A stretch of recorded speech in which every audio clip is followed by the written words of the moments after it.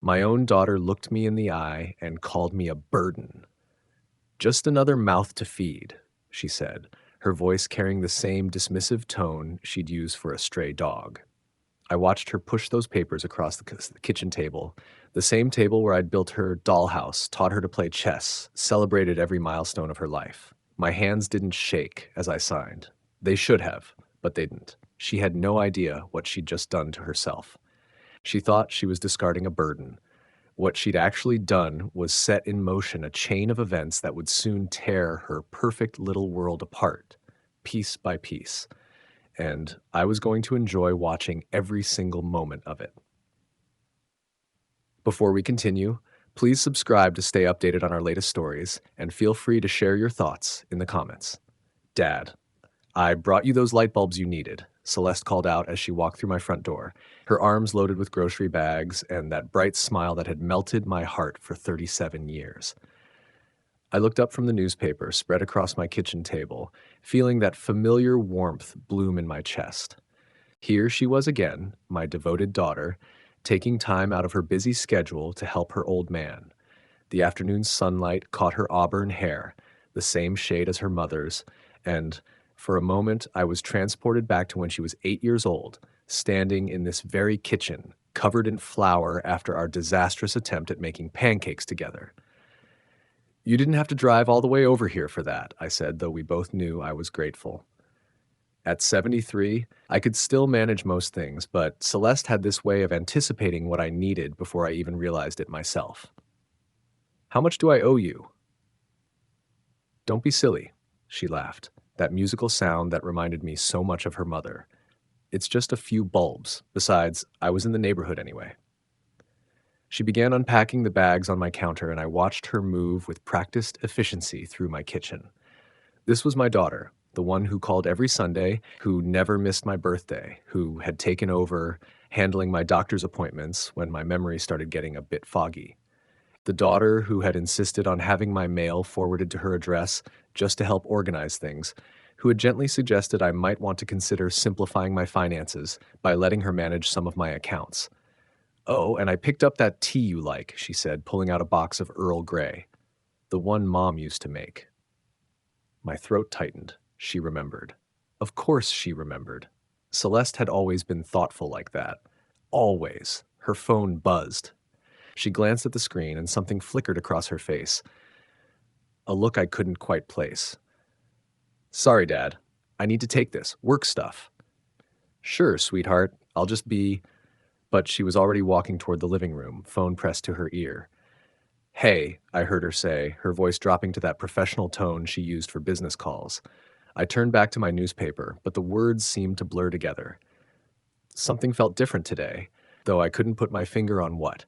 Maybe it was the way she'd looked at her phone or how quickly she'd moved away from me when it rang. No, I was being paranoid. This was Celeste, my Celeste, who had never given me a moment's worry in her entire life. I tried to focus on the crossword puzzle, but after filling in 3 answers, I realized I needed to ask her about dinner plans. "Celeste?"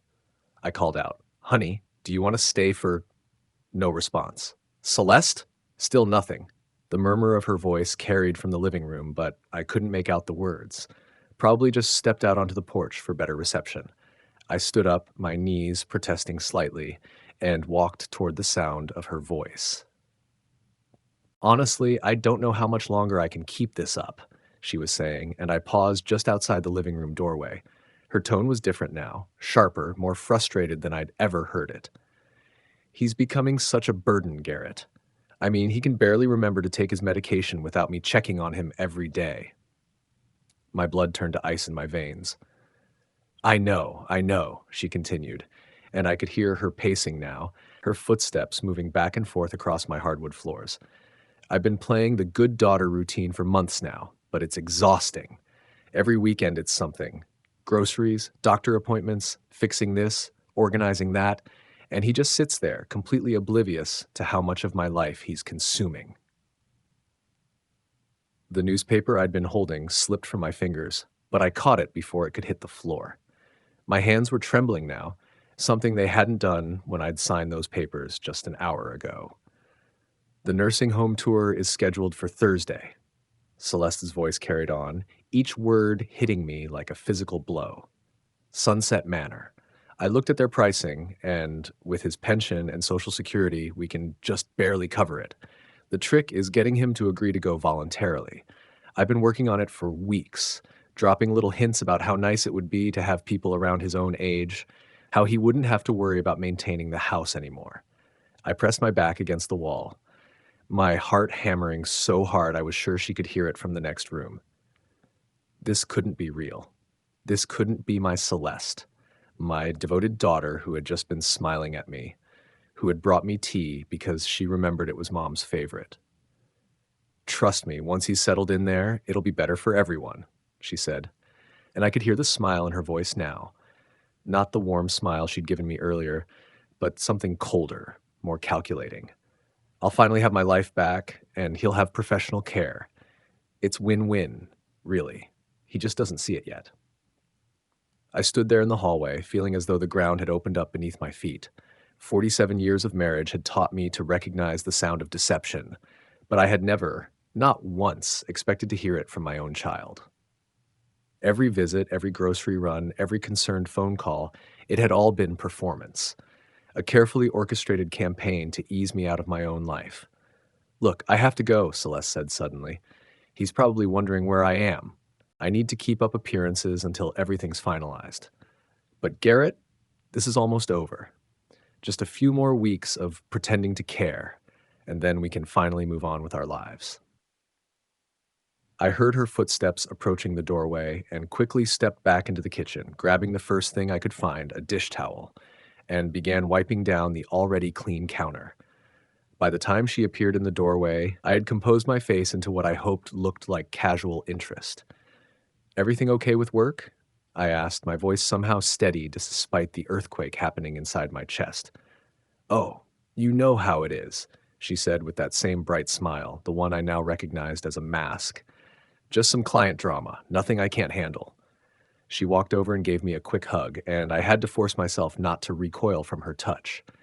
This was still my daughter, still the little girl I had raised, but she was also a stranger, someone capable of planning my exile while pretending to love me.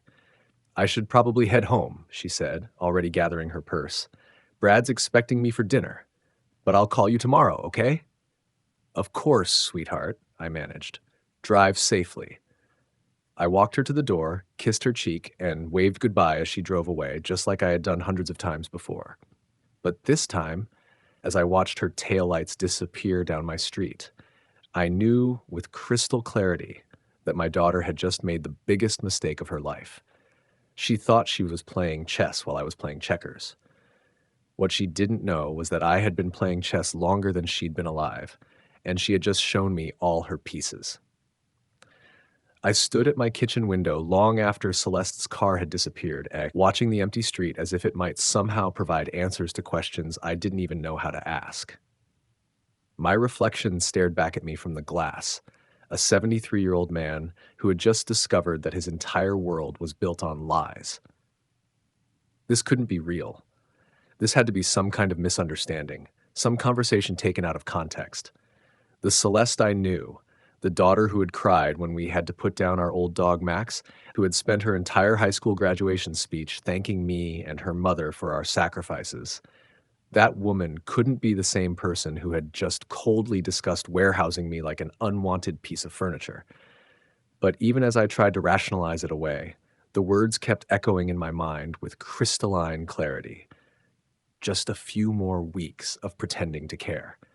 Each syllable was like a physical weight settling in my chest, making it hard to breathe. I walked through my house, the house I had bought 42 years ago, where I had carried my bride over the threshold, where we had brought Celeste home from the hospital as a squalling newborn. Every room held memories that felt suddenly poisoned. The living room where we'd watched Disney movies together when she was small. The kitchen where she'd practiced her times tables while I cooked dinner. The hallway where I'd hung her school pictures, year after year, watching her grow from gap-toothed child to confident young woman. Had any of it been real? Or had she been calculating even then, measuring my worth against what I could provide for her? My hands were shaking now, not from age, but from a rage so pure and cold it felt like ice water in my veins. Thursday. She had said Thursday. The nursing home tour was scheduled for Thursday, which meant I had less than a week before whatever papers I'd signed earlier would be put into motion. I sat down heavily in my recliner, the same chair where I'd rocked her to sleep when she was feverish, where I'd helped her with algebra homework, where I'd given her advice about boys and college and life. The irony wasn't lost on me that I was probably sitting in what Celeste already considered her property. But as the shock began to wear off, something else took its place, something sharper and more focused. If my daughter wanted to play games with my life, she was about to learn that I hadn't survived 7 decades by being naive. I had built a successful accounting practice from nothing, had navigated corporate mergers and hostile takeovers, had outmaneuvered competitors who thought an old man would be an easy target. Celeste thought she knew me, but she only knew the version of me that had been her father. Patient, generous, forgiving. She had never met the businessman who had once bankrupted a partner who tried to steal from our clients. She had never seen the man who had systematically destroyed a competitor who had tried to spread lies about my practice. I reached for my phone and dialed a number I knew by heart, even though I hadn't called it in months. Morrison, Keller and Associates, came the crisp voice of the receptionist. This is Richard Thompson. I need to speak with Harold Morrison. Tell him it's urgent. Harold had been my lawyer for 25 years, had handled everything from my business contracts to my wife's estate. More importantly, he was someone who understood that the world wasn't always a kind place, and that sometimes good people had to make hard choices. Dick? Harold's voice came on the line, carrying that familiar note of concern. Everything all right? It's been a while since I've heard from you. Harold, I need to ask you something, and I need complete honesty. I took a deep breath, still barely believing the words I was about to say. In your practice, have you ever seen cases where adult children try to force elderly parents into nursing homes against their will? There was a long pause on the other end of the line. When Harold spoke again, his voice had shifted into what I recognized as his professional mode, careful, measured, completely serious. Dick, why are you asking me this? Has something happened? My daughter has been unusually helpful lately, taking over my mail, managing my finances, making doctor's appointments. Today I overheard her on the phone discussing a nursing home tour scheduled for Thursday. She was talking about getting me to agree voluntarily and mentioned my pension and Social Security would just barely cover it. The words felt strange coming out of my mouth, like I was describing someone else's life. Harold let out a long sigh. Unfortunately, this is more common than you might think. Adult children who see their aging parents as financial burdens or obstacles to their inheritance. What's her motivation here, do you think? I stared out the window at the house I'd lived in for over 4 decades. This house is worth about $400,000 now. My pension is decent, Social Security too.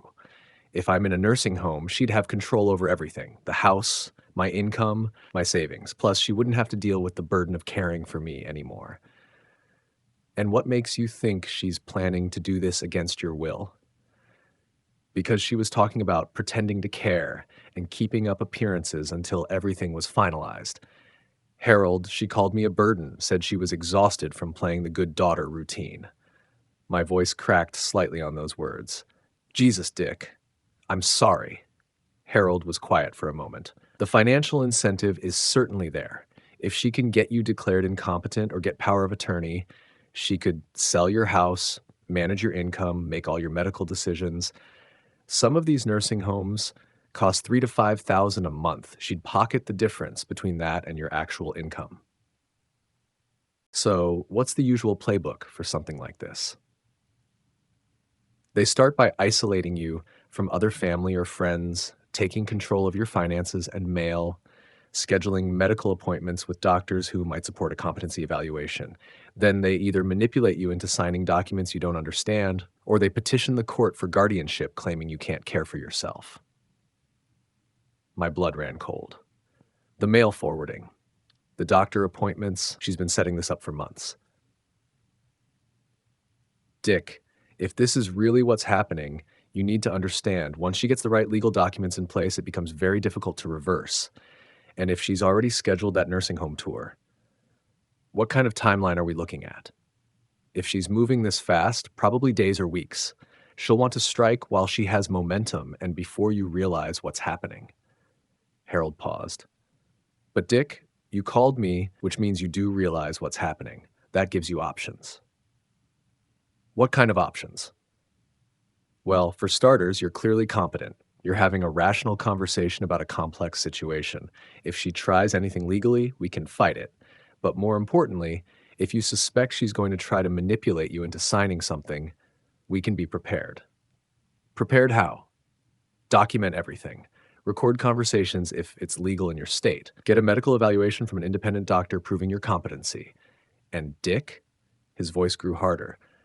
If she's been taking money or property under false pretenses, that's elder abuse. That's a felony. I felt something cold and sharp settling in my chest. My daughter wasn't just planning to abandon me, she was planning to rob me while doing it. Predators. The word hung in the air between us like a curse. My own daughter, the little girl I had loved more than my own life, was being described by my lawyer as a predator. There's something else, I said, my voice steadier now as the shock gave way to cold determination. If someone were hypothetically planning to fight back against this kind of manipulation, what would you advise? Harold was quiet for a long moment. When he spoke, there was something almost like admiration in his voice. Hypothetically, I'd advise them to be very, very careful. But I'd also tell them that the law doesn't look kindly on elder abuse, and that sometimes the best defense is a good offense. Document everything, stay one step ahead, and remember, you're not as powerless as they want you to believe. I understand, I said. Dick? Harold's voice stopped me before I could hang up. Whatever you're planning, just remember, you're not alone in this. And if your daughter really is doing what you think she's doing, she's made a very serious mistake. People who prey on the elderly often forget that some of us got old by being smart, not lucky. After I hung up, I sat in my chair for a long time, watching the shadows lengthen across my living room floor. Celeste thought she had outsmarted me, thought she had reduced me to a confused old man who would shuffle quietly into whatever corner she had prepared for me. She was about to learn just how wrong she was. The next 3 days passed in a strange, suspended reality. Celeste called every evening, her voice bright with false concern, asking about my day, my meals, whether I'd remembered my medication. Each conversation felt like listening to an actress rehearsing lines, and I found myself analyzing every word, every pause, looking for cracks in her performance. "So, Dad, I was thinking," she said during Tuesday night's call, her tone carefully casual. "Remember how we talked about you maybe meeting some people your own age? I found this really nice community center that does activities for seniors." I gripped the phone tighter. "Community center?" "Well, it's more like a residential community. Sunset Manor. They have all sorts of programs, card games, movie nights, group meals. I thought maybe we could take a look at it together, just to see what's available." There it was, the nursing home tour she'd mentioned to Garrett, packaged now as a friendly social outing. "When were you thinking?" "Thursday afternoon. I could pick you up around 2. We could just drive by, maybe take a quick tour if you're interested. No pressure at all." "No pressure. Right. That sounds nice, sweetheart." "Great. I'm so excited for you to see it, Dad. I really think you'll love the people there." After she hung up, I sat staring at the phone. The speed of her timeline was becoming clear now. Thursday tour, probably followed immediately by paperwork. Harold's words echoed in my mind. If she's moving this fast, probably days or weeks. I spent Wednesday preparing. Called my doctor for an independent cognitive assessment, passed with flying colors. Set up a small recording device Harold had recommended. Reviewed my finances with my accountant. Every detail had to be perfect. Thursday arrived gray and drizzly, matching my mood. Celeste picked me up right on time, her smile as bright as ever, but I could see something else lurking behind her eyes now, an eagerness she was struggling to contain. "You look good today, Dad," she said as I settled into her passenger seat. "Ready for our little adventure?" "As ready as I'll be." The drive to Sunset Manor took 20 minutes through increasingly unfamiliar neighborhoods. As we pulled into the parking lot, I noticed a man leaning against a blue sedan, checking his phone. Tall, dark hair, expensive jacket. He looked up as we approached and gave Celeste a small nod. "Who's that?" I asked. "Oh, that's just someone from the facility, staff member." But her voice had that same careful quality it had held during her phone call with Garrett. The tour itself was a masterclass in manipulation. Celeste guided me through common areas filled with elderly residents staring blankly at television screens, past tiny rooms with single beds and minimal furnishings, all while maintaining a stream of enthusiastic commentary. "Look at how clean everything is, Dad. And see how the staff is so attentive? You'd have 3 meals a day prepared for you, medication management, activities." She paused by a window overlooking a small courtyard where a few residents sat motionless in wheelchairs. "Wouldn't it be nice to not have to worry about cooking or cleaning anymore?" I watched an aide spoon feed an elderly woman who looked about my age, and something cold settled in my stomach. It's certainly comprehensive. "I know it's a big decision," Celeste said, her hand touching my arm with practiced sympathy. "But Dad, you're not getting any younger, and I worry about you being alone in that big house. What if something happened? What if you fell or forgot to turn off the stove?" Her mask was holding, but I could see the strain now. The way her smile didn't quite reach her eyes, the subtle urgency in her voice as she steered me toward the administrative office. "Actually," she said, as if the thought had just occurred to her, "since we're here, maybe we should talk to someone about the paperwork, just in case you decide this is something you'd like to pursue. It can take weeks to process applications, so it's better to get started early." The administrative office was small and sterile, with motivational posters about golden years and new beginnings covering the walls. Behind the desk sat a woman with the practiced smile of someone who specialized in difficult family conversations. "Mr. Thompson," she said warmly, "I'm Janet Morrison, the admissions coordinator. Your daughter has told me so much about you." My daughter. Past tense, as if the decision had already been made. "Janet's been so helpful," Celeste said, settling into the chair beside me. "She's prepared all the preliminary paperwork, just basic information forms, financial disclosure, that sort of thing. Nothing binding, of course. Nothing binding." Of course. Janet spread several documents across her desk with practiced efficiency. "These are just intake forms, Mr. Thompson. Standard information we need for anyone considering our community. Your daughter mentioned you might be interested in our memory care track." Memory care track. I felt my jaw tighten. "My memory is fine." "Of course it is, Dad," Celeste said quickly, her hand finding my shoulder. "But you have been a little forgetful lately. Remember last week when you couldn't find your glasses? They were on your head the whole time." A manufactured moment, I realized. Something she could point to later as evidence of cognitive decline. "These forms just help us understand your current needs," Janet continued smoothly. "Medical history, financial resources, emergency contacts. And this one here gives us permission to begin the placement process once a spot becomes available." I stared at the papers. Dense legal text, multiple signature lines, official seals. This was it, the moment Celeste had been orchestrating for months. I thought about Harold's advice, about documenting everything, about staying one step ahead. I picked up the pen. "Dad, take your time," Celeste said, but I could hear the excitement bleeding through her voice now. "Make sure you understand everything." I signed the first form, then the second. With each signature, I could feel Celeste's tension building beside me, like a predator watching prey walk into a trap. The last form was the crucial one, the placement authorization. I paused, pen hovering over the signature line, and looked up at my daughter. Her mask was slipping now, just slightly. I could see the calculation in her eyes, the barely contained triumph. I signed my name. The change was instantaneous and breathtaking. Celeste's careful smile dissolved, replaced by something cold and victorious. She straightened in her chair, her whole posture shifting from supplicant daughter to something else entirely. "Finally," she breathed, and the word carried months of suppressed frustration. The door to the office opened, and the man from the parking lot stepped inside. Up close, I could see he was younger than Celeste, maybe mid-30s, with the kind of confident swagger that came from never having been told no. "All done?" he asked, his eyes scanning the signed documents. "All done," Celeste confirmed, and I heard genuine satisfaction in her voice for the first time in months. Garrett, meet my father. Dad, this is Garrett. He's been helping me with the arrangements. Arrangements. Not a staff member, not a social worker, a partner in whatever scheme they'd been cooking up.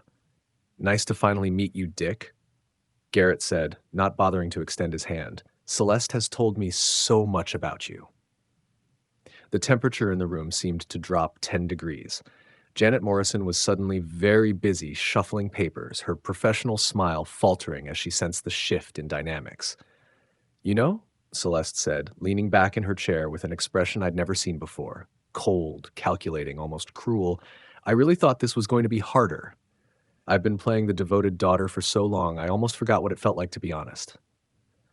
Celeste, I started, but she cut me off with a laugh that had no warmth in it. No, Dad.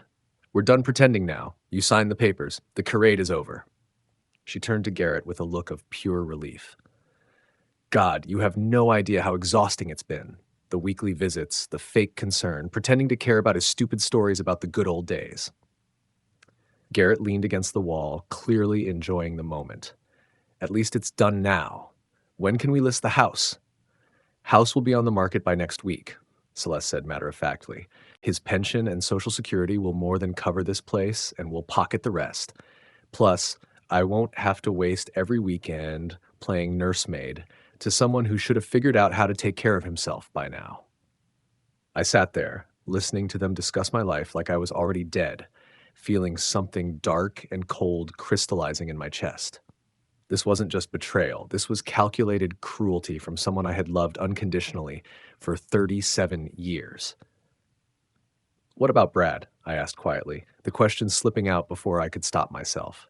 Celeste's expression flickered for just a moment, a flash of something that might have been guilt or fear.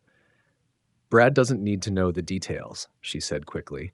He thinks you're moving here because you want to. He thinks this is all your idea. Garrett smirked. Your son-in-law's a good guy, Dick. Too good, maybe. He actually believed Celeste when she said you were asking for help finding a nice community to live in. Brad would never approve of this, I said, and I saw something shift in Celeste's face. Brad doesn't understand, she snapped, her composure cracking slightly. He's too soft-hearted. He actually thinks we should take care of you ourselves, maybe build an addition to our house or some ridiculous idea like that.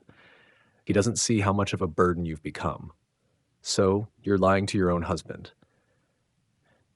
I'm protecting my marriage, Celeste shot back. Brad has this fantasy that we're all going to be one big happy family, but I'm the one who has to deal with reality. I'm the one who gets the phone calls, the doctor visits, the constant worry about whether you've taken your pills or left the stove on. You know what the best part is? Celeste continued, her voice gaining momentum like she was finally free to express thoughts she'd been holding back for months. He actually made it easy. All those times he said he trusted me completely, that he knew I'd always look out for him. It was like taking candy from a baby. Celeste, I said quietly, you're my daughter. She looked at me then, and what I saw in her eyes was worse than hatred. It was complete indifference. And you're just another mouth to feed, she said, echoing the words that had started this whole nightmare. The difference is now you're somebody else's problem. I walked out of Sunset Manor that Thursday afternoon, feeling like a man who had just attended his own funeral. Celeste drove me home in silence, her mission accomplished, her mask completely discarded. She didn't even bother with goodbye pleasantries when she dropped me off, just drove away the moment I closed the car door, probably eager to celebrate with Garrett. Standing in my driveway, watching her taillights disappear, I pulled out my phone and checked the recording app. Every word, every cruel laugh, every cold calculation, it was all there. Crystal clear. Harold had been right about one thing. Sometimes the best defense was a good offense. I spent that evening reviewing the documents I'd signed, understanding now what I'd committed myself to. The placement authorization gave Sunset Manor the right to admit me once a bed became available. The financial disclosure gave them access to my pension and Social Security. The medical proxy gave Celeste the authority to make healthcare decisions on my behalf if I was deemed unable to advocate for myself. Clever girl. She'd covered all her bases, but what she didn't know was that I'd covered mine too. Friday morning, I called Harold. "It's time," I said simply. "You have everything we discussed?" Audio recording, signed documents, timeline of her financial manipulations going back 6 months, plus something extra she gave me yesterday. She's been lying to her husband about all this. Harold was quiet for a moment. "Dick, what you're describing isn't just elder abuse. If she's been accessing your accounts, redirecting your mail, making financial decisions without proper authority, we're talking about multiple felonies. And if her husband doesn't know, then their marriage is built on a lie, among other things. What do you want to do first?" I looked around my house. The house Celeste was so eager to sell, the house where I'd built a life and raised a family. "I want to make some phone calls. Can you file a petition to have those documents I signed declared invalid due to coercion and misrepresentation?" "Already drafting it. What else?" "I want to contact Brad directly. I think it's time he learned what his wife has really been up to." That afternoon, I called Brad's office. He was a veterinarian with his own practice, a genuinely kind man who had always treated me with respect and affection. When Celeste had brought him home 10 years ago, I'd been thrilled that my daughter had found someone so decent. "Mr. Thompson?" Brad's voice was warm with genuine surprise. "How are you? Celeste told me about your decision to move to that community center. I have to say, I'm really proud of you for being so proactive about your living situation." My heart clenched. This poor man had no idea what his wife had done, what she was still doing. "Brad, I need to ask you something. Did Celeste discuss this decision with you? The move to Sunset Manor?" "Oh, absolutely. She was so relieved when you brought it up. She's been worried about you living alone, but she didn't want to pressure you. When you told her you were interested in finding a community with people your own age, she was so happy that you were taking charge of your own care." When you told her you were interested, the depth of Celeste's deception was breathtaking. "Brad," I said carefully, "I think we need to talk. In person. There are some things about this situation that you need to know." "Of course. Is everything all right?" "You sound concerned." "Everything is not all right. Can you come to my house this evening? And Brad, don't mention this conversation to Celeste." There was a long pause. "Mr. Thompson, you're starting to worry me." "Good. You should be worried." Brad arrived at 7 o'clock sharp, his face creased with concern. I led him to my living room and offered him coffee, which he declined. He sat on the edge of my couch, his veterinarian's instincts clearly telling him that something was very wrong. "Brad," I began, "what I'm about to tell you is going to be difficult to hear, but I need you to listen to the entire story before you say anything." I told him everything. The overheard phone conversation, the nursing home manipulation, the signed documents, and finally I played him the recording from Thursday afternoon. As Celeste's voice filled my living room, cold, calculating, admitting to months of deception, I watched Brad's face cycle through confusion, disbelief, and finally, a kind of horrified understanding. When the recording ended, we sat in silence for several minutes. Brad's hands were shaking. "She told me you asked for her help," he finally whispered. "She said you were worried about being alone, that you specifically requested information about senior communities." "I never said any of those things. The phone calls every night, checking on you. She said you were becoming forgetful, that you'd asked her to help coordinate your care." His voice trailed off as the implications hit him. "Jesus Christ. She's been lying to me for months. About everything, as far as I can tell." Brad stood up abruptly, began pacing across my living room like a caged animal. "We had fights about this. I wanted you to come live with us, maybe convert our basement into an apartment. She kept insisting that you wanted independence, that you'd be offended if we suggested you couldn't take care of yourself." He stopped, turned to look at me with eyes full of pain. "She made me feel guilty for even bringing it up. Brad, there's more. She's been redirecting my mail to her address, taking over my financial accounts, making medical appointments without consulting me. I think she's been positioning herself to have me declared incompetent." "Why?" The word came out as a choked whisper. "Money. My house is worth $400,000. My pension and Social Security combined are more than enough to cover nursing home costs. She'd pocket the difference." Brad sank back onto the couch, his head in his hands. I don't understand. We're not struggling financially. My practice is doing well. We have savings. This isn't about need, Brad. This is about greed and convenience. She told Garrett yesterday that she was tired of playing nursemaid, tired of pretending to care.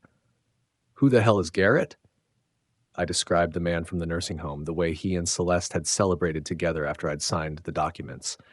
Brad's face grew darker with each detail. She's been planning this with someone else, someone I've never met, never even heard her mention. He looked up at me, and I could see his world reshaping itself in real time. Our entire marriage, how much of it has been lies? I don't know, son, but I think we're both about to find out.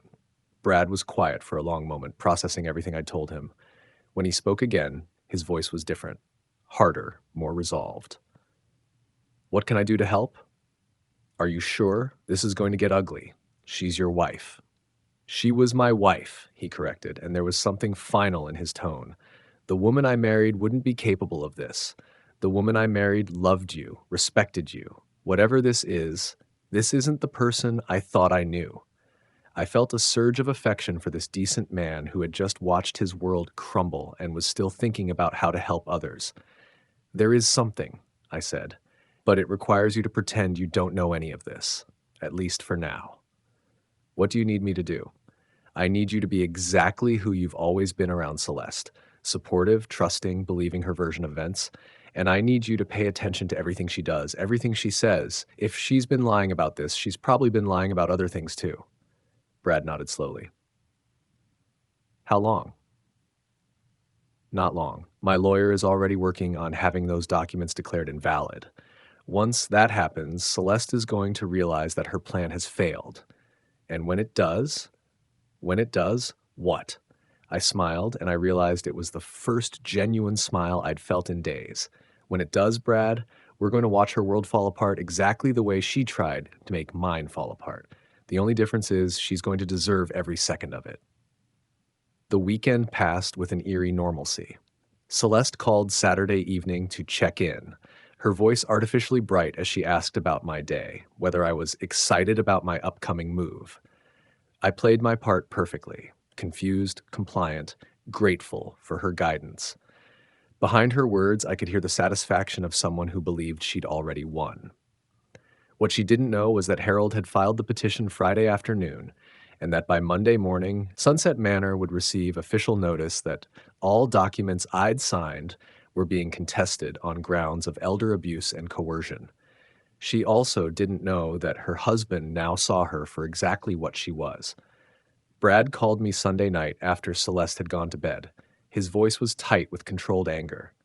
"You should see her," he said quietly. "She's been looking at real estate websites all weekend, browsing houses in better neighborhoods. She told me she's been thinking we should upgrade our lifestyle once her father's affairs are settled."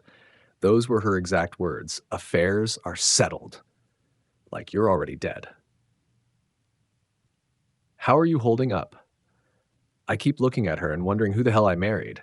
This morning she was humming while making breakfast. Actually humming, like she didn't have a care in the world. His voice cracked slightly. I found a notebook in her desk. She's been planning this for months, Dick. Detailed timeline, contact information for real estate agents, even research on how long it takes to process property sales. I felt that familiar cold rage building in my chest. Anything else? Phone numbers I don't recognize, including someone named Garrett. A pause. I think I'm going to call in sick tomorrow and do some investigating. Monday morning arrived gray and cold, matching my mood. At exactly 9:47 a.m., my phone rang. Celeste's number, but when I answered, the voice was Garrett's, and he was furious. "What the hell did you do?" he demanded without preamble. "I'm sorry. Who is this?" "Don't play games, old man. We just got a call from Sunset Manor. They're saying there's some kind of legal challenge to your admission papers, that everything's on hold pending a court review." I let a beat of silence pass, allowing him to stew in his anxiety. "I have no idea what you're talking about." "Like hell you don't. This has your fingerprints all over it. Did you call a lawyer? Did you?" "Let me speak to my daughter," I said calmly. I heard muffled conversation in the background, then Celeste's voice came on the line.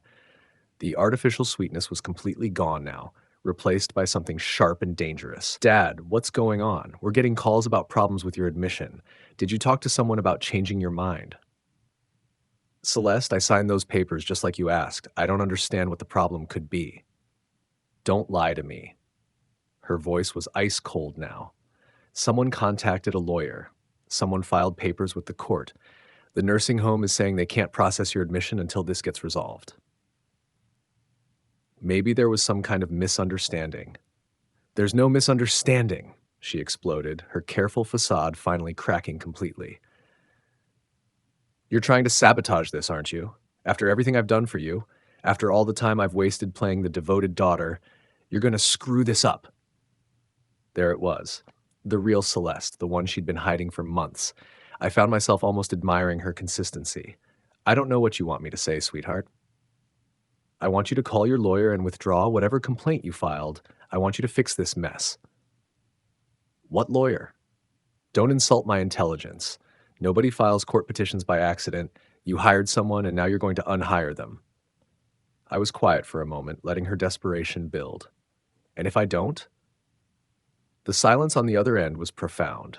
When she spoke again, her voice carried a threat that made my blood run cold. Then maybe your living situation becomes a lot more complicated. Maybe I start making some phone calls to adult protective services about an elderly man living alone who's becoming increasingly paranoid and combative. Maybe I share some concerns about your mental state with Dr. Peterson. Dr. Peterson, my family physician, who Celeste had been attending appointments with for months. My stomach dropped as I realized how deep her manipulation had gone.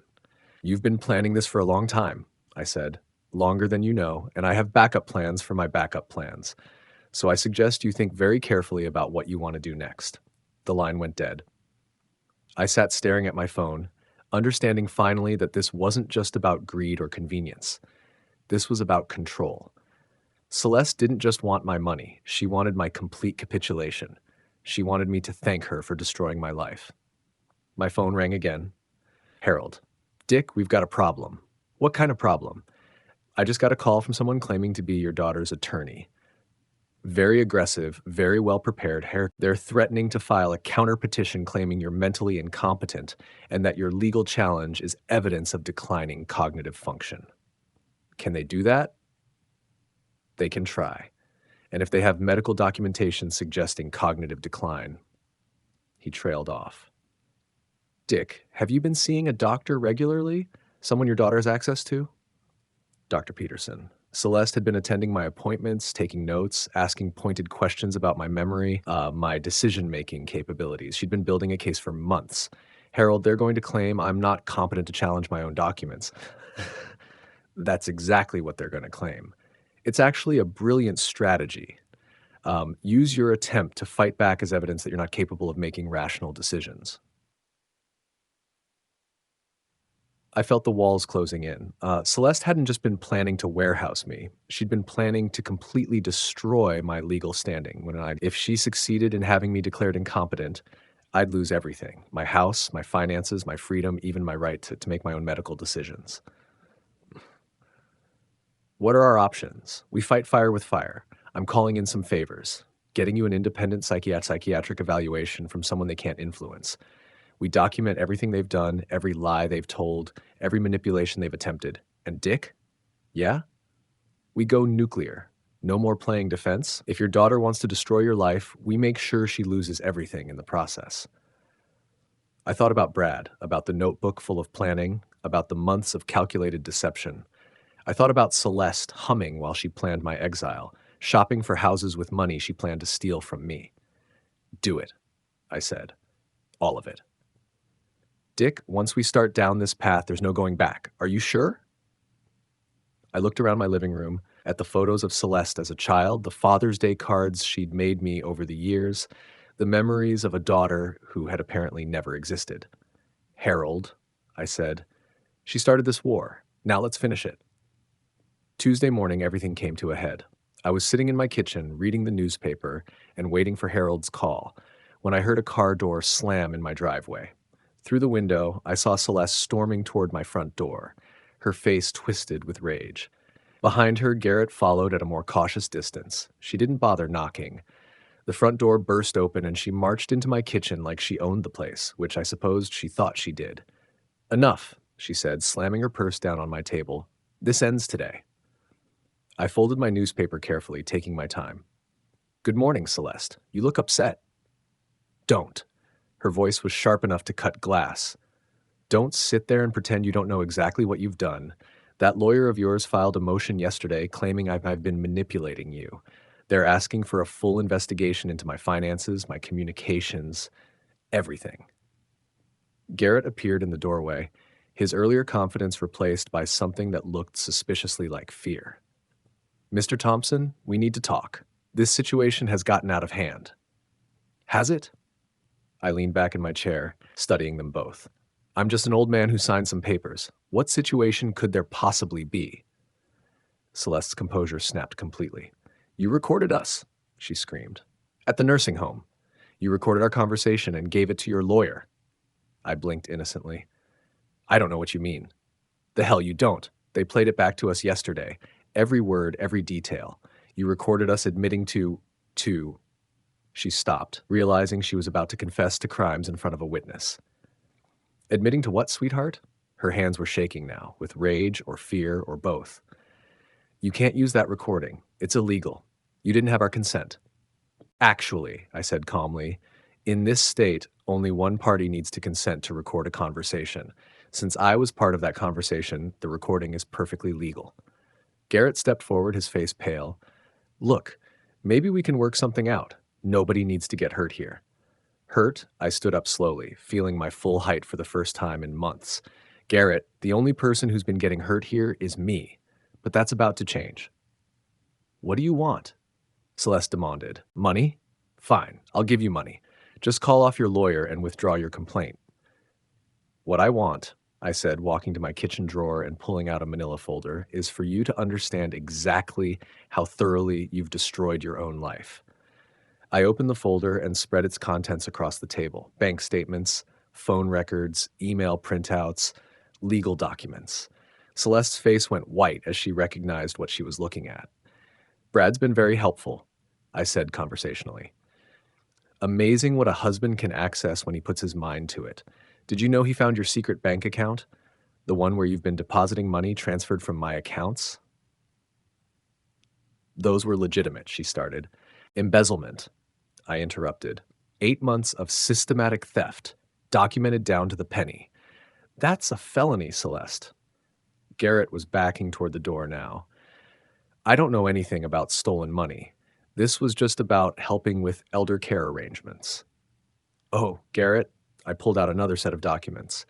"You really should be more careful about your text messages, especially the ones where you and my daughter discuss splitting the proceeds from selling my house." His face went gray. "Those messages, how did you—" Brad again. "Turns out when you're married to someone, you have access to their phone records. Amazing what modern technology can reveal about criminal conspiracies." Celeste was staring at the documents like they were poisonous snakes. This can't be legal. Brad can't just spy on me." "He can when he's protecting the victim of a crime," I said. "And that's exactly what this is. A crime. Multiple crimes, actually. Elder abuse, financial exploitation, fraud, conspiracy, and depending on how you want to interpret your medical manipulations, possibly attempted false imprisonment." I walked to the window and looked out at my quiet street, the neighborhood where I'd lived for over 40 years. "The really beautiful part is that you did all the work for us. The detailed planning, the paper trail, the recorded admissions of guilt. You built your own case against yourself. Dad, please." Celeste's voice cracked, and for a moment she sounded like the little girl who used to ask me to check for monsters under her bed. "Don't." The word came out sharper than I intended. "Don't call me that. Don't you dare call me that after what you've done." I turned back to face them both.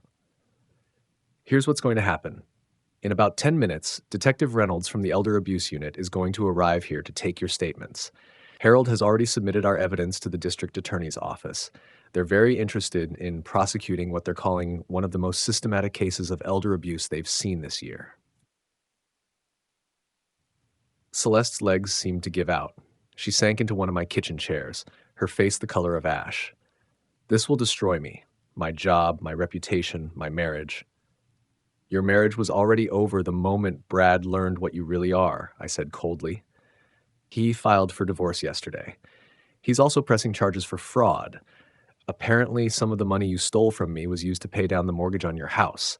That makes him an unwitting victim, too. Garrett was at the door now, his hand on the handle. I'm leaving. This is insane. I was just helping a friend. Oh, you're not going anywhere, I said pleasantly. There's a police car parked at the end of my street. They've been there since 6 this morning, waiting for you to show up. Amazing how predictable you both are. As if on cue, I heard car doors slamming outside. Through the window, I could see 2 uniformed officers walking up my driveway. Celeste looked up at me with tears streaming down her face, but I felt no sympathy. These weren't tears of remorse. They were tears of a predator who had finally been caught. I'm your daughter, she whispered. I'm your only child. You're destroying your own family. I stared down at her, this stranger who shared my DNA but none of my values, and felt something final click into place in my chest. No, I said quietly. You destroyed this family the moment you decided I was nothing more than a bank account to be looted. I'm just cleaning up the mess you made. The doorbell rang. Detective Reynolds had arrived. The difference between us, Celeste, I said as I walked to answer the door, is that when I destroy someone's life, they actually deserve it. I opened the door to let the police in, and behind me, I heard my daughter, my former daughter, begin to sob. It was the sound of someone who had finally realized that actions have consequences, and that sometimes those consequences are exactly what you deserve. The game was over, and I had won.